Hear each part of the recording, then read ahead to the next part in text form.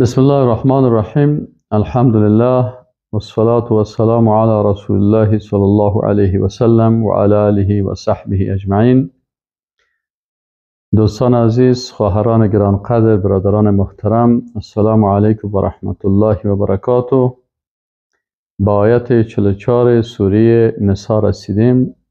در آیت 44 بحث اول معرفی اهل کتاب و مشکلات خطرناک اعتقادی و عملی آنان. الحمد لله والصلاة والسلام على رسول الله صلی الله علیه و سلم و علی آله و صحبه اجمعین. اهل کتاب زیاد مشکلات فکری، اعتقادی و عملی داشتن که این مشکلات، این غلطی های فکری و این مشکلات مرض قلبی و تعصبات و اموری که دنیا طلبی، چیزهایی که اینا داشتن، این سبب شد که اینا منحرف شدن. و اهل کتاب تنها دلالت و گمراهیشان به خودشان تعلق نداشت، یعنی اتنا میکردن که خودشان وقتی گمراه هستن به مو گمراهی خود اکتفا بکنن، بلکه اهل کتاب میخواستن که دیگران را هم گمراه بسازن. پس اونا نه تنها ضال بودن، بلکه مضل. ضال کسی است که خودش گمراه است و مضل کسایی هستند که به مو گمراهی خود، به مو کفر خود، شرک خود، بدعت خود اینا دیگران را دعوت میکنن. آیات بعدی عیبهای اهل کتاب، مشکلات فکریشان، مشکلات اعتقادی از اینا را در این آیات الله متعال بیان میکنن تا ای که اصلا ما اول اونا را بشناسیم. دوم، از این عیبهای از اینا ما خود وقایه بکنیم تا ما بتانیم اموت علمیت و دانش داشته باشیم، مثل که آدم علیه السلام الله متعال و علم آدم الاسماء کلها و ظرفیت اقامه نظام خلافت اسلامی در زمین الله داشته باشیم. اینی ظرفیت پیدا کردنش و این ظرفیت داشتن، این از کجا پیدا میشه؟ وقتی پیدا میشه که یک انسان مسلمان با ایمان این صفات اهل کتاب بشنوه و بفهمه و بعد از اینکه صفات فهمید و شناخت، خود از این صفات زشت حفظ بکنه تا نبادا که قلبای ما هم خراب نشه و اندیشه های ما خراب نشه و افکار ما خراب نشه. و وقتی که مسائل فهمید، باز میتونه که چی کنه؟ اما نظام خلافت اسلامی که انسان ها باید شریعت الله را در زمین الله تطبیق بکنن، بازی مکلفیت خود به شکل درست انجام بده. در آیت 44 سوره نساء الله متعال بیان میکنه اولی مشکل یا اولین صفت اهل کتابه که اینا طلب دلالت و گمراهی دارن. الله متعال میگه که اعوذ بالله من الشیطان الرجیم، بسم الله الرحمن الرحیم. الم تر الی الذین اوتوا نصیبا من الکتاب. آیا شما ندیدین کسایی را که برای اونان نصیبی از کتاب داده شده بود، یعنی کتاب آسمانی را الله نصیبشان کرده بود، ولی اینا چی کردن؟ یشترون الضلالت و یریدون ان تضلوا السبیل. اینا خودشان میخرن گمراهی را، در جستجوی گمراهی هستن که در کجا گمراهی باشن تا ما را اختیار بکنیم. و یریدون ان تضلوا السبیل، اینا اراده میکنن که شما هم از راه درست منحرف شوین و گمراه شوین. والله اعلم باعدائکم. و الله متعال میگه که الله بسیار عالم است به دشمنایتان، مسلمان ها. دشمنایتان الله خوب میشناسه. و کفا بالله ولیا، و کافی هست که الله دوست شما باشه. دوست ما که الله هست برای ما راه مثبت و درست نشان میده. الله میگه کفایت میکنه که الله دوستتان باشه و برای شما مسائل دشمنایتان و امکانات دشمنه و طرق مبارزه با دشمنان را برای شما چی کنه؟ معرفی بکنه. و کفا بالله النصیر، و کافی است که الله نصرتتان بکنه. پس شما عقیده قوی داشته باشین که دوستتان الله هست و نصرت کننده تان الله هست. دوم تحریف نمودن کتاب‌های آسمانی. صفت دوم اهل کتاب چی هست؟ الله معرفی میکنه که من الذین هادوا، از کسانی که یهود شدن، یحرفون الکلام عن مواضعه، اینا کلمات الله را تحریف میکنن از جایش. یا تحریف یک حرف میکنن، تحریف یک حرف میکنن، یا تحریف یک کلمه را به شکل کامل میکنن، و یا تحریف معنایش میکنن. به اشکال مختلف تحریف صورت میگیره. تحریف به معنای تغییر دادن اصل مطلب، اصل حکمی که الله گفته. مثلا الله یک حکم بگه و رسول الله صلی الله علیه و سلم او را تشریح میکنن و شاگردای بالفعل از او که در عصرش زندگی میکردن معنا و مفهوم از او را درست میفهمه و بر دیگران انتقال میده. اما انسان‌های بیدین چی میکنن؟ اونا یهودیا به عوض از که پیام عیسی علیه السلام، موسی علیه السلام و آنچه که سنت موسی علیه السلام بودی رو بگیرن، اینا کتاب الله را چی میکردن؟ تحریف میکردن و کلمات از جایش دور میکردن. مثلا وقتی میفهمیدن تعصبشان میمد، صفات رسول الله صلی الله علیه و سلم حذف میکردن، صفات دیگری بر از اون نوشته میکردن. صفات الله را حتی با الله مثلا صفات شما در قرآن ببینیم کل صفات عظمت، بزرگی و جلال است. همین قسم صفات الله در تورات و انجیل هم با جلال و عظمت ذکر شده. لکن اینا چی میکردن؟ صفات الله را میکشیدن به عوض از که الله غنی هست، صفت دیگری میوردن که الله اعوذ بالله فقیر هست یا بخیل است، یا این موضوعات داخل میکردن در داخل کتابشان. و هر کسی که آلی کتابای تحریف شده را مطالعه میکنن میبینه که اینا چقدر تحریف کردن. مثلا پیغمبران یک وقت ما در ترفیع پوهنوالی ما بحث ما سر تحقیق علمی بود در راستای کتاب‌های 3 کتاب آسمانی که فعلا هست، مثلا تورات، انجیل و قرآن عظیم شان. وقتی ما آمدم سر از این بحث میکردم دیدم که خوانده میرفتم کتاب از اینا رو که انسان که میبینه که سر پیغمبرها چیزی که تهمت‌های غلط نیست به پیغمبرها اینا نسبت دادن، از زنا، از شراب نوشی، از خیانت، کل ازیا که انسان وقتی این کتابا میخوانه میگه وقتی که پیغمبر این قسم باشه خیمه دیگه چه قسم به پیغمبر ایمان داشته باشم و چه قسم از این پیغمبر و از این چی کنم، مطابقت بکنم. پس الله متعال میگه که یحرفون الکلمه عن مواضعه، اینا کلمات از جاهایشان چی میکنن؟ تحریف میکنن. و یقولون و میگن سمعنا، شنیدیم، و عصینا، یعنی بیادبی در مقابل احکام الهی بیادبی میکنن. و چی میگن؟ سمعنا و عصینا، شنیدیم و نافرمانی کردیم. خب چرا گپ الله را و گپ رسول هم میشنوین و باز ناسپاسی میکنین، سمعنا و عصینا میگین؟ یکی از بیادبی های از اینا هست. از این خاطر برای مسلمان ها گفته میشه که شما بسیار با ادب باشین در قسمت شعائر اسلامی. وقتی که درس دین بود بسیار با ادب به گوش بگیرین. وقتی در درس میشین بسیار با ادب بشین. وقتی که قرآن عظیم شان براتون خوانده میشه بسیار توجه داشته باشین و با ادب باشین. وقتی درباره پیغمبر یا درباره صحابه یا درباره قرآن یا درباره سنت سخن میگین بسیار محتاط باشین، بسیار با ادب باشین. نماز که میخواین در نماز، حتی علما میگن که مثلا اگر کسی در نماز چند نفر یکی دیگه خود تیله میکنن و رشخندی میکنن، اینا کافر میشن به خاطر توهین و استهزاء به شعائر الله. در راستا انسان بسیار محتاط باشه. و یهودیا چی میکردن؟ تحریف کلام الله میکردن. این خو یک اشتباهشون. وقتی که در مقابل پیغمبر میشیشتن با بیادبی چی میگفتن؟ سمعنا، ما شنیدیم، و عصینا، و نافرمانی کردیم. و باز بر پیغمبر این قسم میگفتن واسمع غیر مسمع، یعنی بشنو و گپ تو شنیده نشه، یعنی الله گپ نشنوه. یعنی یک نوع توهین و یک نوع تحقیر و یک نوع بی‌ادبی در مقابل رسول الله صلی الله علیه و سلم است. و باز کلمه ببینن بی‌ادبی های از اینا را میگه که ببینن اینی بی‌ادبی ها را کسایی که میکنن کافر میشه، مرتد میشه، از دین خارج میشه، لعنت الله بالایش نازل میشه. بیادبی دیگه چی بود؟ و راعنا لیم به السنتهم. تو میگفتن راعنا، باز امو زبان خودم یک قسمه که چیز جور میکردن، یعنی زبان خود یک قسم تو چرخ میدادن. وقتی که زبان چرخ میدادن، این چرخ دادن زبان از اینا سبب چی میشد؟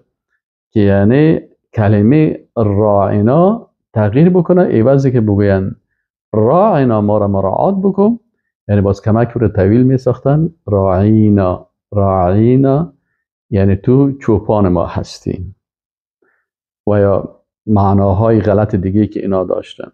الله متعال میگه شما وقتی میبینید در قرآن میخواین که یهود لعنت شدن، علت لعنتش چی هست؟ علت لعنتش بی‌ادبی و اینی الفاظ است. پس شما این الفاظ نگوین. لا تقولوا راعنا، در بقره ما شما خواندیم نگوین راعنا. مثلا دشمنای اسلام امروز چی میکنن؟ امروز دشمنای اسلام میشینن اصطلاحات جور میکنن و این اصطلاحات در مقابل مسلمان‌ها استعمال میکنن. این حاله نباید مسلمان مثل بلبل یا مثل توتی که هرچی برش بگوید دشنام برش باید بیتی دشنام میگه. مسلمان خب فکر داره و اندیشه داره و عقیده داره، پس نباید این مسلمان کلمات کافرها را چی کنه؟ تکرار کرده بره. اونا میگن اینا هم میگن. مثلا کافرها چی میکنن؟ اگر ریش داشتی، لنگی داشتی، چی میگن؟ اینا میگن اکستریمیست هستن. اکستریمیست یعنی افراطی هستن. اینا افراطی هستن. چرا؟ این خانم هایشان افراطی است. خانم های افراطی حجاب میگن، مردهای افراطی ریش میگذارن، مردهای افراطی لنگی به سر خود دارن. خب این اصطلاح ما میفهم یک کافر میگه دیگه. کافر میگه تا روز قیامت ابلیس هست و پدرکلانشان که ابلیس از زنده هست. خب نواسایش وقتی که گپای بابا کلان خود تکرار کرده میره گفته میره. خب ابلیس پدرکلانشان است یا نواسایشان است؟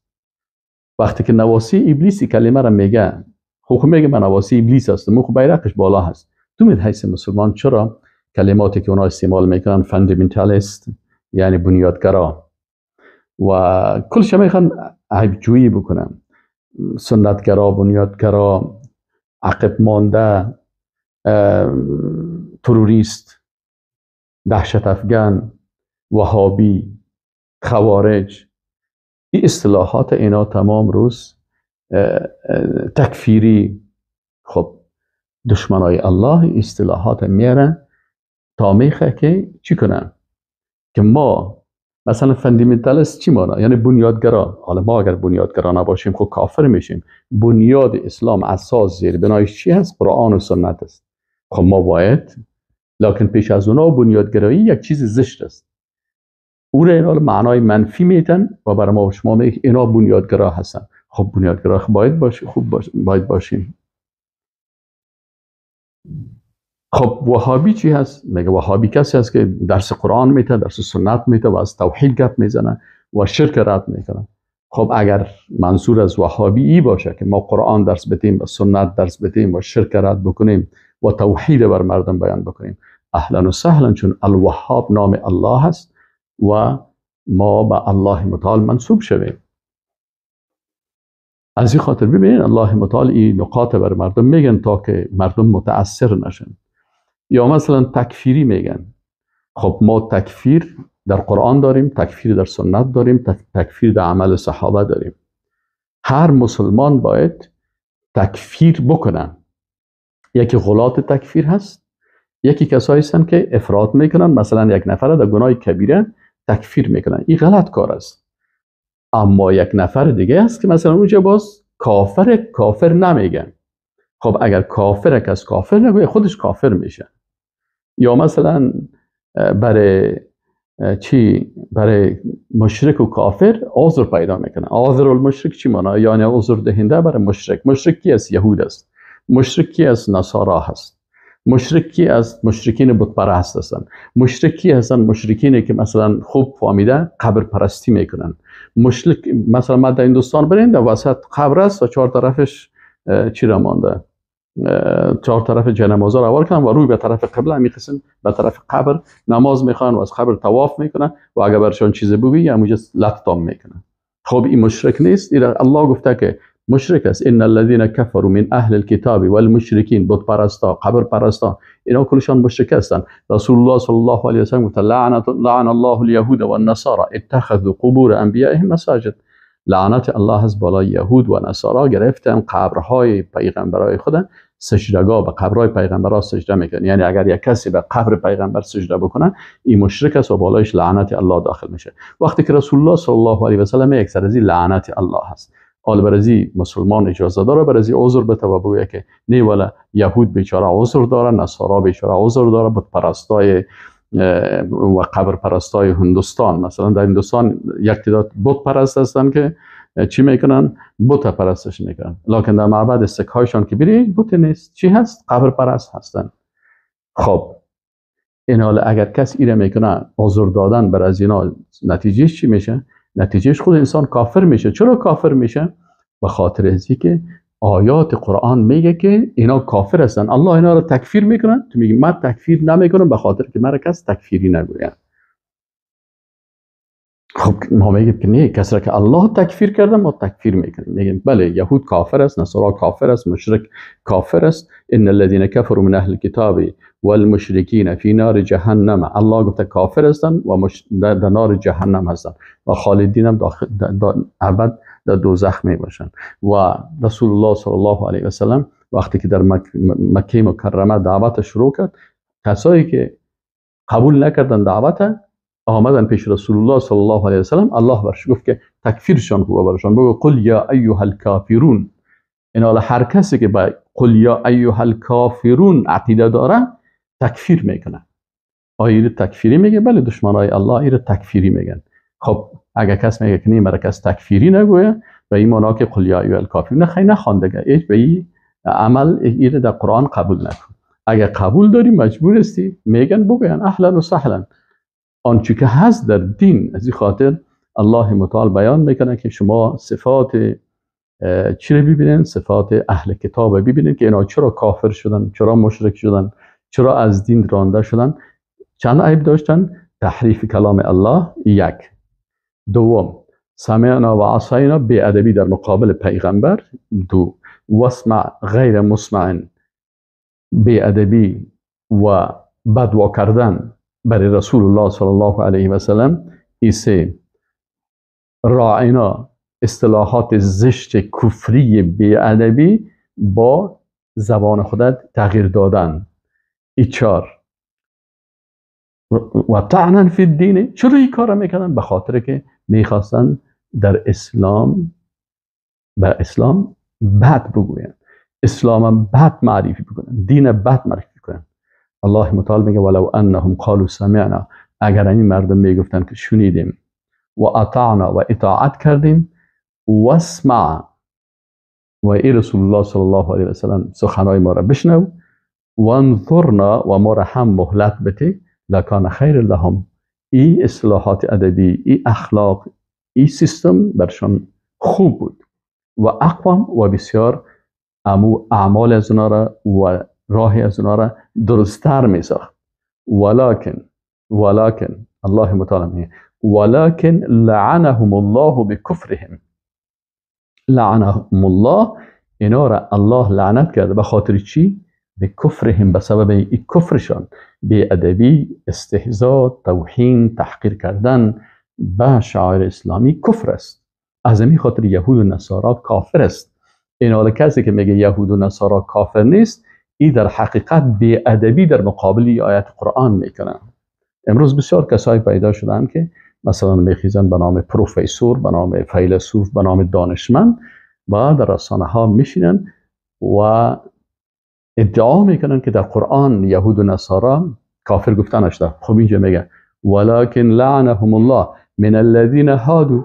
اول الله میگه یهودیان با صفاتشون رو بیان میکنن، باز در آخر آیت حکمشون رو بیان میکنه که لعنهم الله بکفرهم، اینا رو الله چرا لعنت کرد؟ اما تعدی یا به خاطر کفرشان؟ به خاطر کفرشان.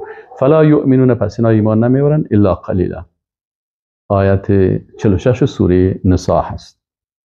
ببینید قرآن عظیم شان کل دواهای تمام دردها در قرآن عظیم شان است. ولی ما مشکل ما چی هست؟ مشکل ما در چی هسته؟ مشکل اکثر امت در چی هست؟ امروز ما از اکثر کسایی که مثلا جوانایی که امروز دل ما آزرده هست به خاطر چی هست؟ اگر برشان درس تفسیر بگیری، وقتی که سائل میکنیم ما یک درس تفسیر دارم میخوایم لایف براتون درس بدم، سائل میکنیم چند نفر است؟ والا امروز 50 نفر بود، امروز 60 نفر بود، امروز 100 نفر بود، پس امروز 80 شد، پس 40 شد، پس 20 شد، پس 5 شد، پس 2 نفر است. یک ما ماندیم یک امو کامپیوتر.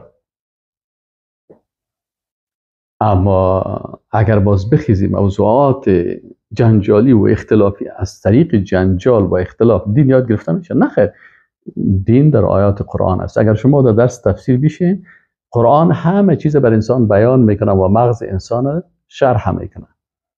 و اگر کس کتمان میکنه آنچه که از دین است، الله متعال او را ذلیل میسازه، لعنت الله سرش نازل میشه. نمیتونه کسی این چیزا کتمان بکنه، کسی که واقعا مسلمان واقعی باشه. کسی که خودش کفر اختیار میکنه، پیغمبرم میکشه، دعوتگرم میکشه، دینم بدگویی میکنه و هر کاری را میکنه به خاطر منافع دنیای خود. ما از اونها گله نداریم. من از بیگانگان هرگز ننالم که بر من هر چی کرد آن آشنا کرد. آشنای من چی کار دارم؟ اگر موضوعات درباره اشخاص گپ بزنی، ببینید 10,000 نفر کلیپ رو شنیدن. حتی به توبه نمیماند که توبه بکنی. کردم ز شراب ناب توبه و از کرده ناسواب توبه، در وصف به باده چون شریک است، 100 بار ز شهد ناب توبه. در سوره نساء در آیت 47 رسیدیم. سوم، عدم قبولی ایمان به تمامی کتاب‌های آسمانی. اهل کتاب مستحق جزاهای خطرناک شدند. چرا؟ یعنی شما مسلمان ها از این خدا وقایه بکنین. یا ایها الذین اوتوا الکتاب آمنوا بما نزلنا مصدقا لما معکم.